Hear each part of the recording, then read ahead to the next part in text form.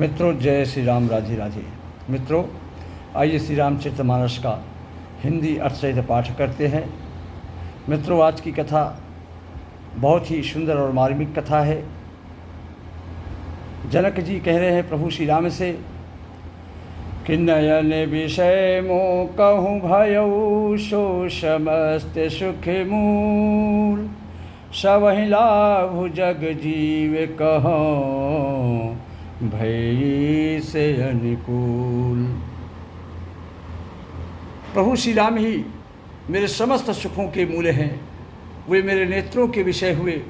ईश्वर के अनुकूल होने पर संसार में जीव को चारों तरफ से लाभ ही लाभ नजर आता है, लाभ ही लाभ होता है।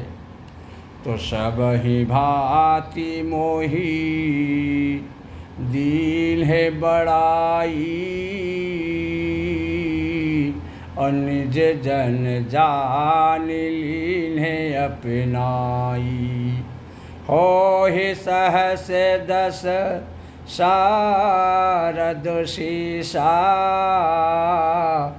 करहि कलप कोटिक भरी लेखा। प्रभु श्री राम मुझे सभी प्रकार से बड़ाई दी है और अपना जन जानकर मुझे अपना लिया। यदि 10,000 सरस्वती और शेष हों और करोड़ों कल्पों तक इसकी गणना नहीं कर सकते, तो भी हे रघुनाथ जी सुनिए, मेरे सौभाग्य और आपके गुणों की कथा कहकर समाप्त नहीं की जा सकती। मैं कछु कहूँ एक बल मोरे, और तुम रीझऊँ स्नेह सुठ थोरे। मैं जो कुछ कह रहा हूँ वह अपने इस एक ही बल पर कि आप अत्यंत थोड़े प्रेम से प्रसन्न हो जाते हैं, तो बार बार मांगहु कर जोरे, और मन परिहरे चरणजनि भोरे। और सुनि बर बचन प्रेम जनु पोषे, और पूरन काम राम परितोषे। मैं बार बार हाथ जोड़कर यह मांगता हूँ, यह बर मांगता हूँ कि मेरा मन भूल कर भी आपके चरणों को न त्यागे, आपके चरण कमलों को न छोड़े। जनक जी के सुनि बर बचन प्रेम जनु पोषे, अपूरन काम राम परितोषे। जनक जी के श्रेष्ठ वचनों को सुनकर जो मानो प्रेम से पुष्ट किए हुए थे, पूर्ण काम प्रभु श्री रामचंद्र जी बहुत ही प्रसन्न हुए और संतुष्ट हुए। तो करि बर विनय ससुर सन्माने, अपितु कौशिक वशिष्ठ समुजाने। बिनती बहुरी भरत सन कीन्ही, और मिली सप्रेम पुनियाशिष दीन्ही। उन्होंने सुंदर विनती करके पिता दशरथ जी से, गुरु विश्वामित्र जी से और कुल गुरु वशिष्ठ जी के समान जानकर ससुर जनक जी का सम्मान किया। फिर जनक जी ने भरत जी से विनती की, प्रार्थना की और प्रेम के साथ मिलकर फिर उन्हें आशीर्वाद भी दिया। तो मिले लखन रिपुसूद नहीं, दीन है आशीष महीश। भय परस पर प्रेम बस, फिर ना वही शीश। मिले लखन रिपुसूद नहीं, दीन है आशीष महीश। फिर राजा जनक ने लक्ष्मण जी और शत्रुघ्न जी से मिलकर उन्हें भी आशीर्वाद दिया। वे परस्पर प्रेम के वशीभूत होकर बार बार आपस में सिर नवाने लगे, राम लक्ष्मण और शत्रुघ्न जी। तो बार बार करी विनय बड़ाई, और रघुपति चले संग सब भाई। जनक गहे कौशिक पद जाई, और चरण रेणु सिर नयन लाई। बार बार कर विनय बढ़ाई, और रघुपति चले संग सब भाई। जनक जी की बार बार विनती और प्रशंसा करके श्री रघुनाथ जी चारों भाइयों के साथ चले। और जनक जी ने जनक गहे कौशिक पद जाई, और चरण रेणु सिर नयन लाई। जनक जी ने कहा कि विश्वामित्र की चरण पकड़ लिए।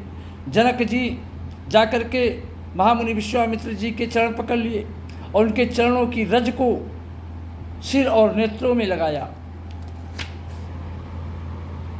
उन्होंने कहा कि हे मुनीश्वर सुनिए, आपके सुंदर दर्शन से कुछ भी दुर्लभ नहीं है। सुन मुनीस बर दर्शन तोरे, अगम न कछु प्रतीत मन मोरे। हे मुनीश्वर सुनिए, आपके सुंदर दर्शन से कुछ भी दुर्लभ नहीं है। मेरे मन में ऐसा विश्वास है, जो सुख सुजस लोकपति चाही, अकरत मनोरथ सकुचल आई। जो सुख और सुजस लोकपाल चाहते हैं, परंतु असंभव समझकर जिसका मनोरथ करते हुए सकुचाते हैं, इसलिए हे स्वामी, वही सुख और सुयश मुझे सुलभ हो गया। सारी सिद्धियां आपके दर्शनों के अनुगामिनी अर्थात पीछे पीछे चलने वाली हैं। इस प्रकार बार बार विनती की और सिर नवाकर तथा उनसे आशीर्वाद पाकर महाराज जनक अपने जनकपुर को लौटे। तो चली बारात निशान बजाई, अमुदित छोटे बड़ सब समुदायी। राम ही निरखी ग्राम नर नारी, अपाई नयन फल हो ही सुखारी। डंका बजाकर अर्थात बाजा बजाकर बारात चली। छोटे बड़े सभी समुदाय प्रसन्न हैं।